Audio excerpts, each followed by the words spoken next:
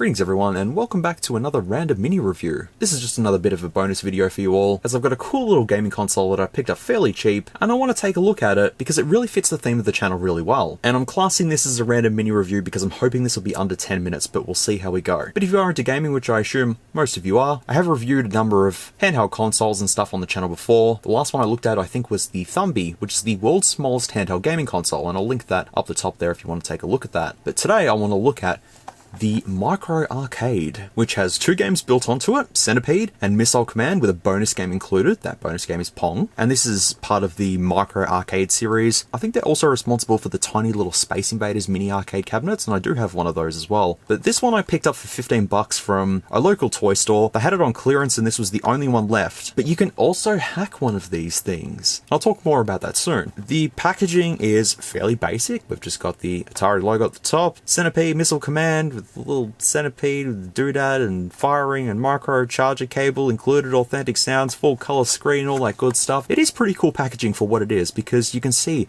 the unit and the innards of the unit, which I think is really cool. The battery included in this is only 180 milliamp hours, and on the back it just says the smallest fully functional pocket-sized arcade game. The Thumby would like to have a word with you.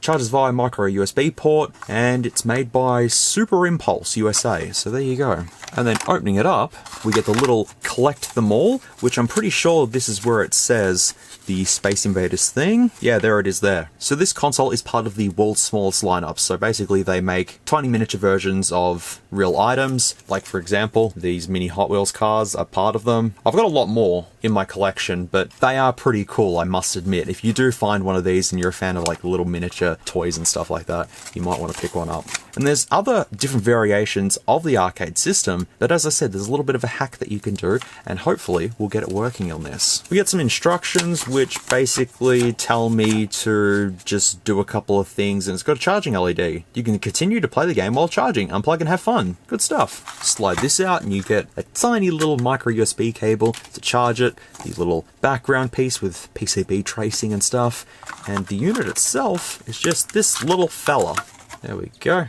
We're in. And pretty much this is about the size of a credit card, which it is pretty small, and yeah, you can chuck it straight in your pocket and you've got a couple of games to play on it. So Missile Command, Centipede, Micro Arcade, all that sort of stuff printed on the back of this aluminium piece, and only 4 screws to get into it. Fairly easy. But yeah, you can see straight through it and see all the guts, and they've actually printed the names of the games onto the PCB, all the other innards and stuff. We only get a 4-way D-pad, which is quite clicky, but it should be fine for the games anyways, and we only get 2 face buttons, which are just clicky as well. 2 switches at the top, one for volume and one for power. The volume is just volume on, volume off. So if we power it on, there it is. If we go straight up to the screen, it's pretty low resolution, but I'm pretty sure this is going to be perfectly fine. But it's very difficult to see, but just at the left side there, there's a green line that goes straight through the LCD, and that's present on all games. So I'll just show you the 3 games. So Centipede,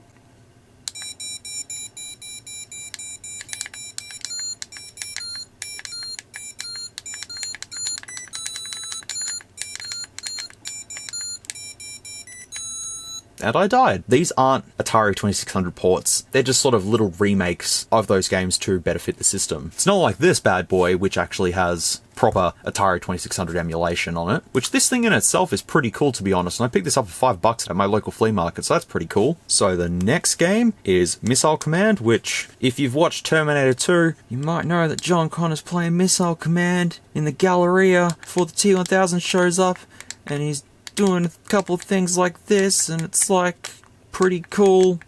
I've turned the sound off too, by the way. There we go.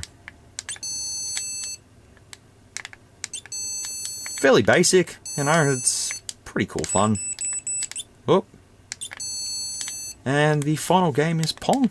What's the options? Full paddle and half paddle. Full. It's kind of funny. Pong lags. It's not super smooth. But you know what? It's Pong. It works. It's pretty much all there is to it. We're done.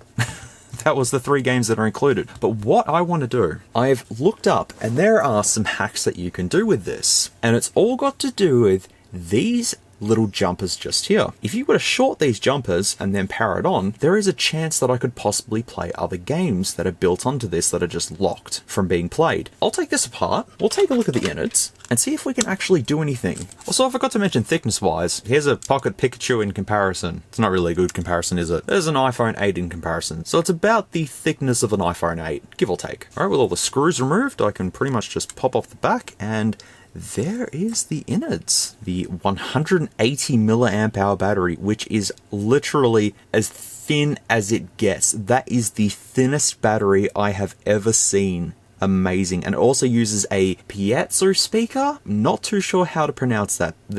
However you pronounce that. Now, I think you can find these online for about $20 or so. I'm pretty sure this series has been discontinued, so you'd probably have to try your luck with newer ones. But if I pop that off, I now get access to the innards. As I said, that battery is just super thin. I wouldn't even call that a battery. That's just crazy. I don't think I'll be able to fix the screen. It is most likely a manufacturing defect, so there's not a lot I can do. But just a quick close-up of the PCB, you can see all the clicky buttons, all that sort of good stuff there. Not the smallest arcade system in the world, but, you know, pretty close. So the hack isn't as easy as I thought. It has something to do with the little pads just here, but you have to actually desolder some of them off and then solder on a dip switch. I'll actually link a video to someone who has done this hack successfully. Yeah, it is something to do with stuffing around with this, adding a dip switch and being able to change them, but all the games are built onto this. So I'm gonna just leave mine exactly how it is and call it a failure in terms of trying to hack it. But at least it can be done. So if you do own one of these and you want to give it a go, follow that video, and with some persistence, you'll be able to hack this thing and play more games on it. Although it's on a very low resolution display, it's still pretty cool if you can do it. Well, mine's all back together, still works, no complaints.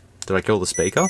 Nope, I didn't. It's all good. Well, I think that's everything I wanted to cover in this really quick video. It's a cool little novelty if you like miniature retro stuff that has a couple of games built onto it that you want to stick in your pocket. If you want to play Pong on the go, here it is if you can find one cheap. And if you can do the hack, then you can have even more games with just a flick of a switch. I'm still amazed at that battery though. That's just insane. Well, that's it for this bonus little random mini review. I hope you enjoyed this one. As I said, I picked it up at a toy store and just thought it'd be cool taking a look at it. And then when I found out that you can hack them, I thought, oh, maybe if I open it up and stick a screwdriver there, we might be able to just switch to a different game. But no, it's all got to do with soldering and all that sort of stuff. Stuff that I'm not really good at. But let me know down in the comments if you own one of these and if you've done the hack, or if you didn't even know about the hack, now you do. Feel free to let me know how you go and if you can unlock the rest of the games on one of these things. That's it for this video, I think. That's all I wanted to showcase today. Thank you very much for watching this pretty quick video. I really do appreciate it, and I like making these random mini reviews. It's just a, you know, quick little video to showcase something that I don't have to ramble about for half an hour or something. So, as I said, I'll try and keep these up for some other bits and pieces that I have laying around. Anyways, folks, thank you so much for watching this video. I really do appreciate it. I hope you got a kick out of it. And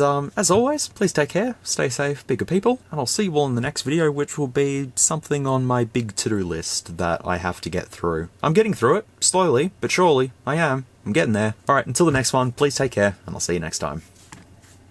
Sorry, I bumped the tripod in that one. Should I do it again? Nah, it's fine. If you like this content, feel free to leave a like or a dislike if you didn't. Thanks heaps for watching, and I'll catch you all in the next video.